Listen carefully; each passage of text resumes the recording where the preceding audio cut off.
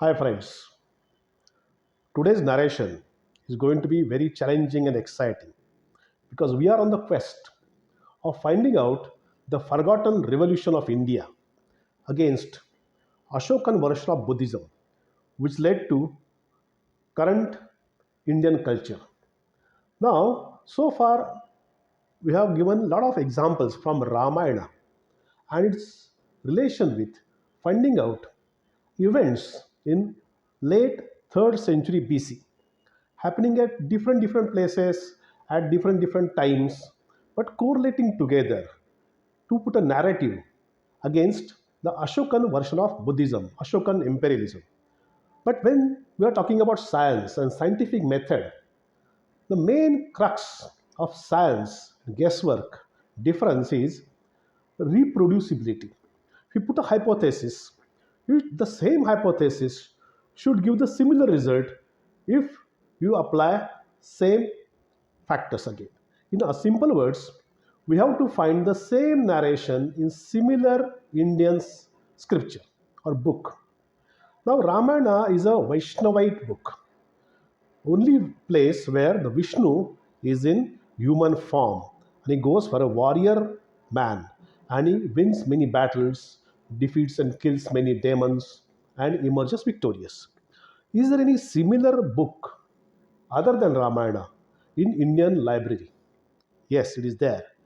The god Ramayana, Vaishnavite, and similar god in Shaivite narrative, God in a human form wins many battles and defeats demons is Murugan.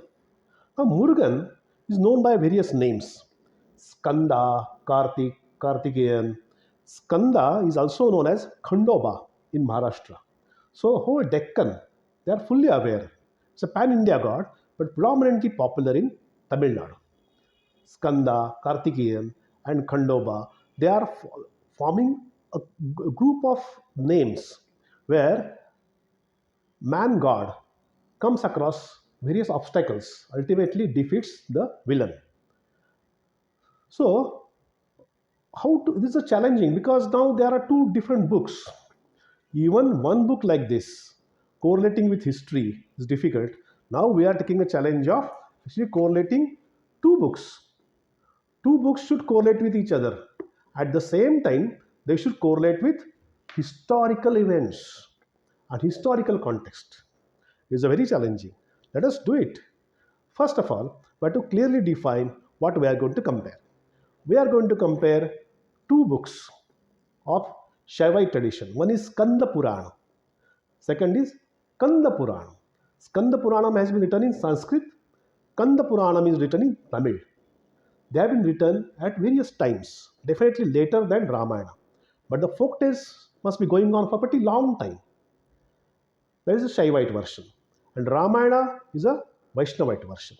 So these two books correlation with each other at the same time their correlation with historical context of late 3rd century BC we'll see. Now, what is the central theme we are comparing? Central theme is war. Just like Mahabharata war, Ramayana central theme is Sri Lankan war. Now, Sri Lankan war ultimately, according to Ramayana, happens between two groups. God, that is man god Ram, leading army of Vanaras. So it is ultimately battle between monkeys and demons. Monkeys versus demons. And in Shaivite version, Skanda Purana or Kanda Purana, that particular thing is between gods and demons, led by Karthik Swami, that is Karthikeya. Now we are going to compare whether it correlates with the real historical event. Now, what is the real historical event? Real historical event is Sri Lankan war, actually, which happened in 237 BC.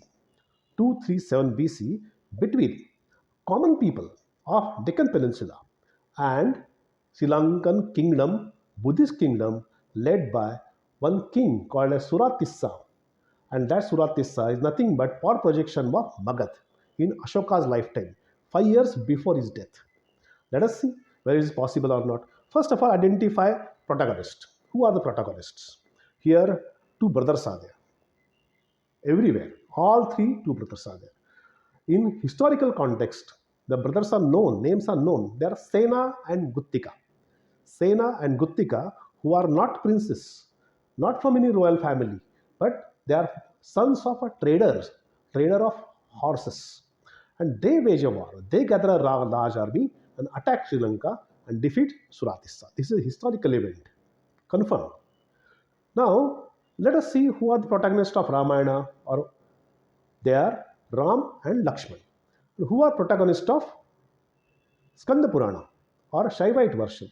They are two, that is, one is Karthik and second is Vishaka. Karthik and Vishaka, they are two brothers. According to some versions, Karthik has got nine more brothers. So there are basically Karthik Vishaka here, Seda Guttika historical, and Ram Lakshman. Now let us see. So once our hero or protagonist goes on his quest, he comes across various demons and he defeats them and kills them. So predominantly Ram, what are famous, actually what we can say successes of Ram are three. First is he defeats Tataka. Tataka is a female demon. He kills when he is a prince. Later on, all this banishment happens. Then he goes into forest. Then Sita is abducted and all those things. Then second big success of Rama is about killing Bali. And third is finally is Ravana. So Tataka, Bali, and Ravana. These are the three main antagonists in this whole narration. Let us find out whether we can find equal or parallel thing in Shaivite version. That is Skanda Purana or Kanda Purana. That is Kartik story. Rama story on one hand, Kartik story on one hand. Let us see. This Kartik this one, according to Skanda Purana, the main antagonist of Karthik, that first success, is Taraka, demon called as Taraka. And here it is Tataka. Taraka is a male demon and Tataka is a female demon, but the words sound quite similar. Now, this word similarity is something which can be actually coincidence. Yes, we should not actually go by only word similarity or something. So let us go for the second success of Ram, the second success of Karthik. And here we hit jackpot. Now, jackpot means we are stunned by the finding that how the history and mythology join together. Let us see. Now, this second success, Rama goes to forest and he is actually he is consulting Hanuman and he meets Sugriv. Sugriv tells about all these court affairs and all those things. In that, ultimately, he ends up killing Bali. Bali is a monkey king. He is king of monkey kingdom. Bali. Remember Bali. Now let us find out any parallel story in Karthik's story. Karthik kills another person whose name is Simmukam. Simmukam. Mukh like a lion. Simmukam. That is Simmukam here, Bali here. They are parallel. Now, Simmukam and Bali can you find out in actual history of late 3rd century BC? That is the real challenge. And we find who is that? He is nothing but Bali Pucha. Bali Pucha or Simmuka. The chronicles, Buddhist chronicles, Puranas, and so many other sources, they tell about the founder of Satavahana dynasty. Founder of Satavahana dynasty called as Bali Pucha or Simmuka. More popular name is Simmuka. Now remember the word Bali Pucha, Bali with a tail. Bali with a tail is also called as Simmuga, who founded Satavahana Empire. The first king of Satavahana dynasty also happens to be in 3rd century BC. Now this particular king in Buddhist chronicles is described as a good king, Bali, Pucha or Simmuka. He is good with his people and all those things. He grows in power. Later on he becomes arrogant and he is assassinated. Now assassination of Bali Pucha and Simmuka is so dramatically described in Buddhist chronicles that we have to find out whether it is only in books or any real archaeological evidence is there. Archaeological evidence is there. That is, it is in Nane Ghat.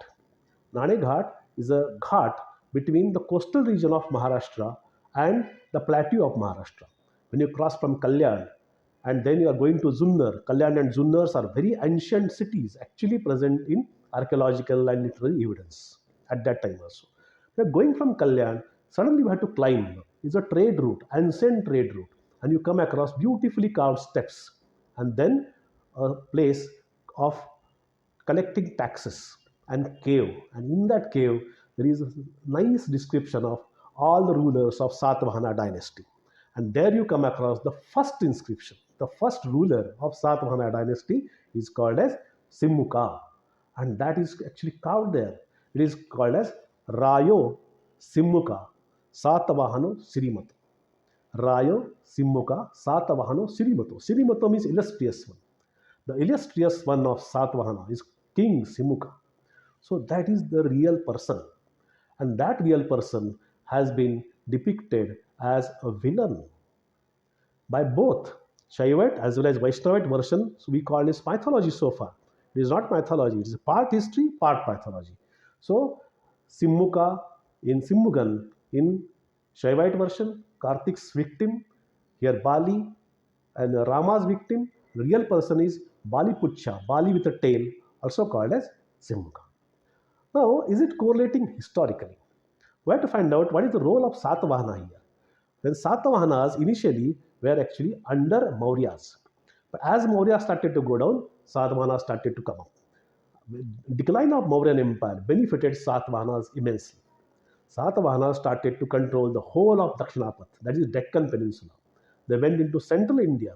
They encroached Magad also. So the political vacuum created by decline of Mauryas is captured by Satavahana. Now, peculiar thing about these inscriptions in Naneghat is this Simmuka, after that, who second ruler, according to literature, is Kanha, which is actually Simmuka's brother, but he is not mentioned there. Directly the next one is mentioned is Satkarni, Simmuka's son. So Simmuka's uncle, though is ruling, is out of picture. He is not respected. In Ramayana also same narration is there. Now Bali dies. Then after Bali, Sugriv comes. But Sugriv cannot continue his lineage. Bali's son, the Angad only is actually the real Senapati of the monkey army. So this matches Satavahana history and what happened with the Vanara kingdom is actually matches. Vanaras and Satavahanas are same. Now, this particular event is a real actual eye opener that we have to take it seriously. That this particular events in Ramayana or Skanda Purana are not complete imagination, they are historical events. Put it in a way to defeat Ashokan Buddhism. Next one, the final one comes up. This is also a classic one. According to Ramayana, the real villain is Ravan. Ravan. According to Karthik's story, the final villain is Sura Padman. Again, Sura Padman. Now, only Ra is common here. So, who is the actually so-called antagonist of our hero in history, real history? Is Suratissa. He's a historical person. Suratissa was actually a ruler of Sri Lankan Buddhist kingdom at that particular time, 237 BC, and he was defeated convincingly by two brothers coming from mainland India and killing them. Now, Suratissa, Ravan, and Surapadman appear to complete the triangle. Now, why Raman? Because Raman also could have called it Sura or Sura something. But in Sanskrit, problem is Su means good. You can't call the villain good. So Su was removed and one was added. So Sura became Ravan in Ramayana and Sura became Surapadman in Karthik story. So it doesn't stop at that. Let us see what is the description of villain by these two books. Both these villains, these Surapadman and Ravan, are shown to be devotees of Shiva. They are ardent devotees of Shiva. Though the original thing is actually considered as Buddhist historically, they are devotees of Shiva. They are shown to be so much devotee of Shiva that they do such a penance that Shiva is moved. And before that, they are so strong that they lift Kailasa. Both Ravana also lift Kailasa and Surapadman also shown to be lift Kailasa. And Ravana is having 10 heads. 10, the majestic figure of Ravana with 10 heads and lifting Kailasa, is the iconic figure of Kailasa, Kailas temple in Verur. Also, it has been immortalized by N.T. Ramarao's beautiful movie where he plays Ravana and he lifts Kailasa on his shoulder, and actually whole Kailasa is shaken. Shiva gets up and he finds out who is that, who is the person, and he is impressed. He gives a boon to Ravana.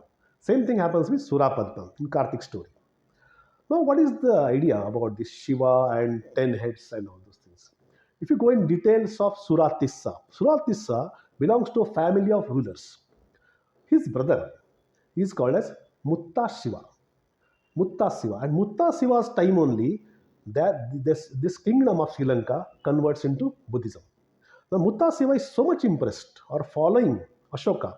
Sri Lankan people, we are not talking about, only Sri Lankan ruling family, royal family. They are appropriated completely by Ashoka. So much that Mutta Shiva is having 9 sons. Out of these 9 sons, how he names his sons, just see. First son is named as Devanapiya Tissa, Ashoka's name.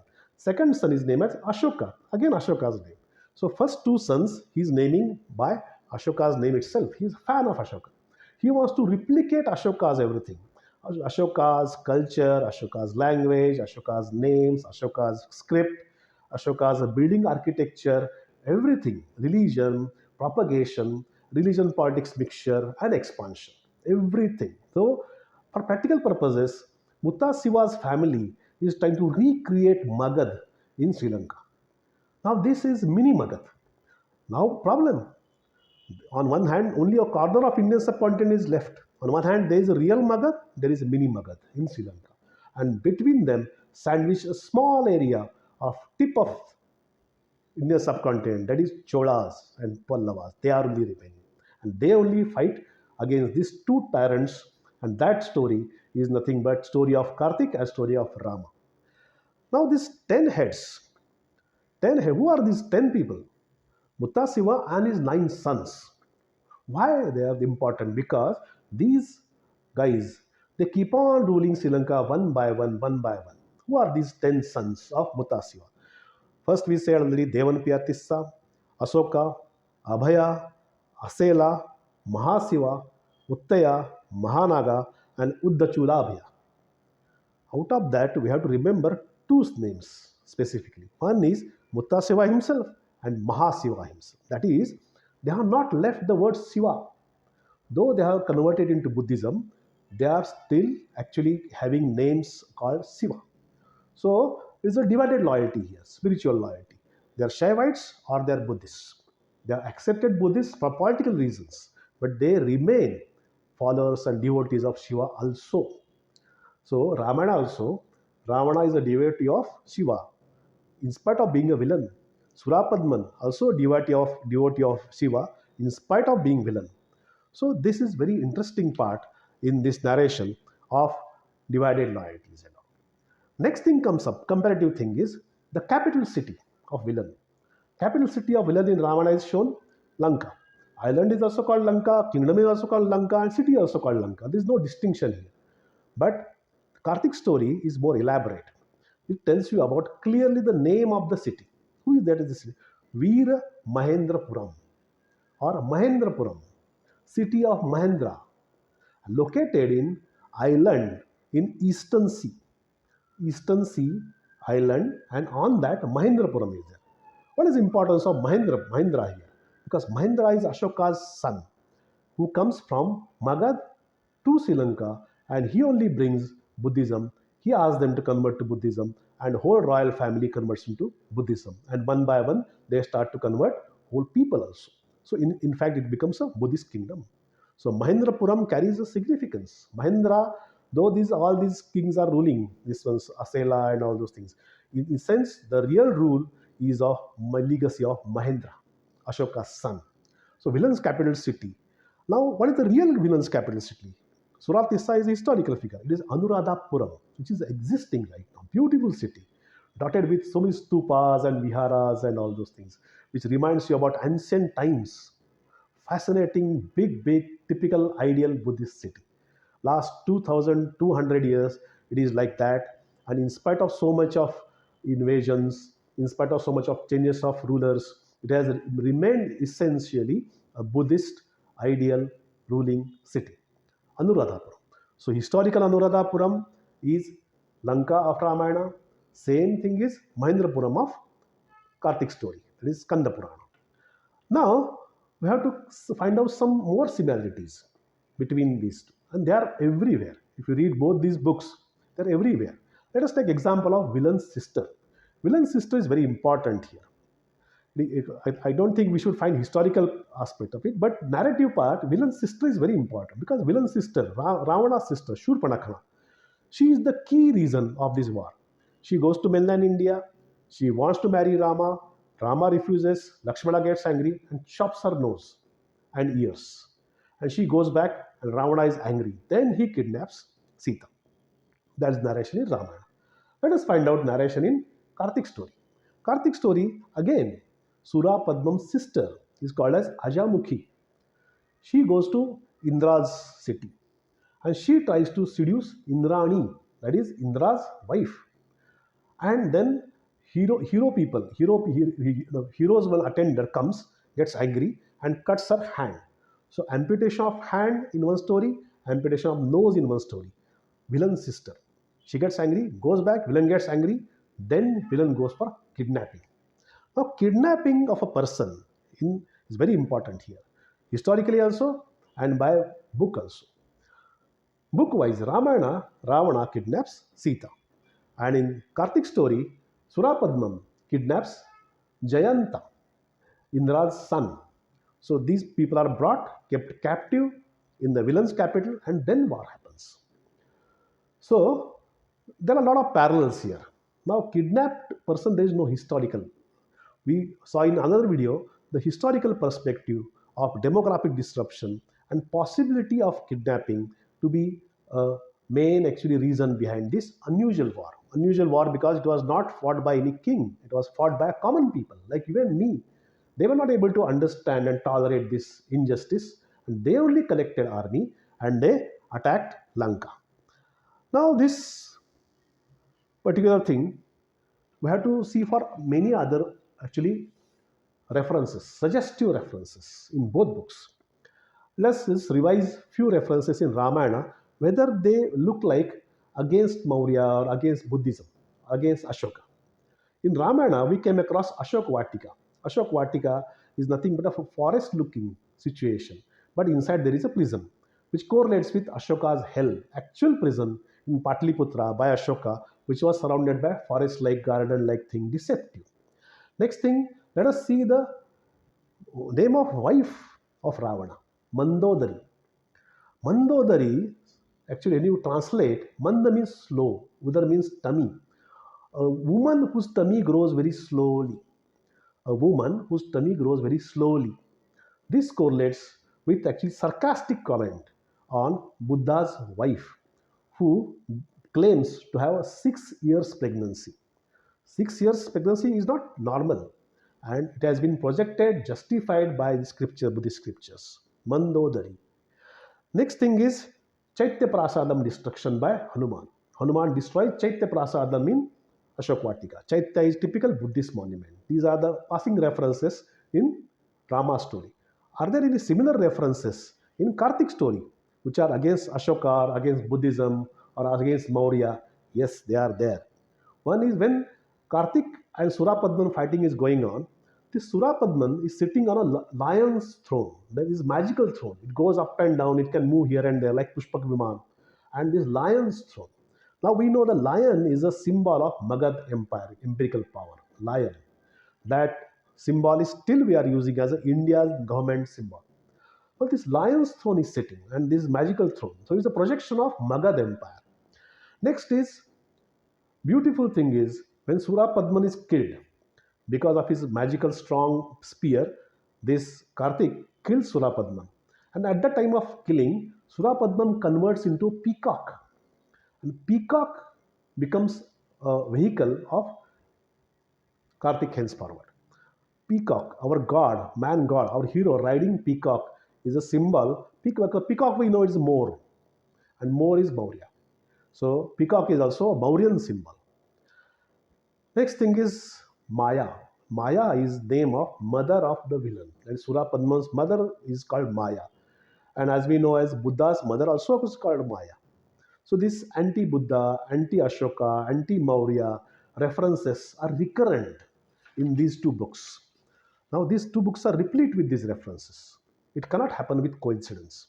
And when these books were written, the people were charged and they got the message that this particular combination of religion and politics we have to defeat, and we have to go for a pluralistic society. Pluralistic society. We should not allow one family of people to rule empire like situation in the whole Indian subcontinent. Now we have to go for operational details of war.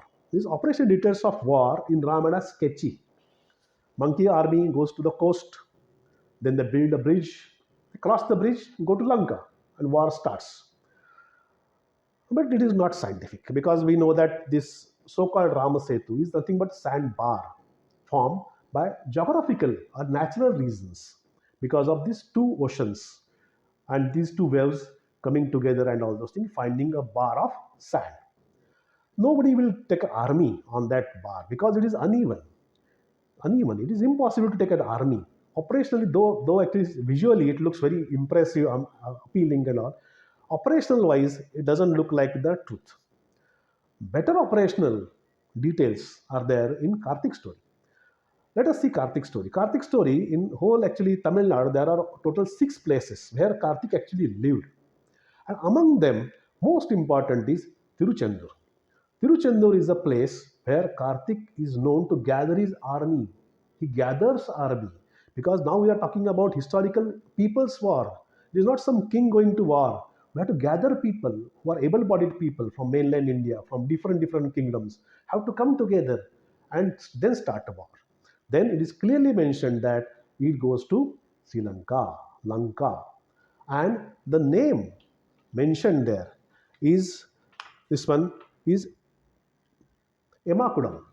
We are not able to find that right now. But don't get disheartened. Actually, there is one place called as Kadirgama in southern Sri Lanka, where the story goes that this is the place where Karthik's army gathered together before attacking Suran Kotai, Sura's fort. Sura's fort was there, and to attack the fort, the whole army gathered. Now, this Kadir Gama is nothing but Karthik Grama, the village of Karthik.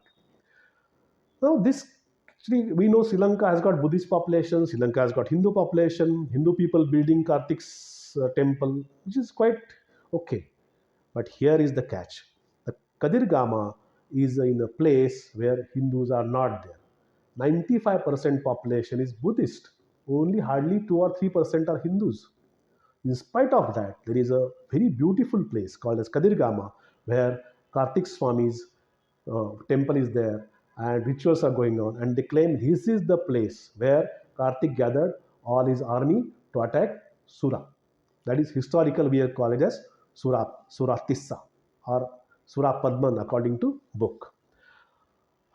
Now, this is very difficult task we have completed of correlating these two books, correlating with history, but it has to correlate with present. Why to live in past always? Is there any present correlation about this war? So just let us put ourselves into shoes. These common people from mainland India coming together and attacking one tyrant in Sri Lanka. Now this tyrant is supported by a bigger tyrant in Magad who controls the Kalinga ports now. If you do anything, within few days or weeks, Kalingan ships or Magadh ships will come down and kill all of us. So we have to select for this war very accurately a time window for the war, where the ships from Kalinga or Magad cannot come to Sri Lanka. That time window is nothing but our monsoon. Monsoon starts in June and continues till September, October. June to October. That is the window where actually the wind is going in such a way the ships cannot come there. So we have to go and arrange, mobilize army, cross the sea, and whatever it takes, we have to finish it off within these 3 to 4 months. Now, is there any way of urgency shown in Ramana? Actually, yes, it is shown. When Hanuman goes there and talks with Sita, Sita tells that Ravana has given me only 2 months now. If I don't agree to marry with him, he's going to kill me. And before that, in coming 1 month, I'm going to commit suicide. And that message goes to Rama, and Rama understands the seriousness of this time window. And that's why there is a rush, there is emergency rush to build the bridge. So we won't go into that part of bridge. We are interested in time window. There is a sense of urgency for the war. We have to finish the war. We have to kill Ravana. We have to defeat that kingdom in one specified time.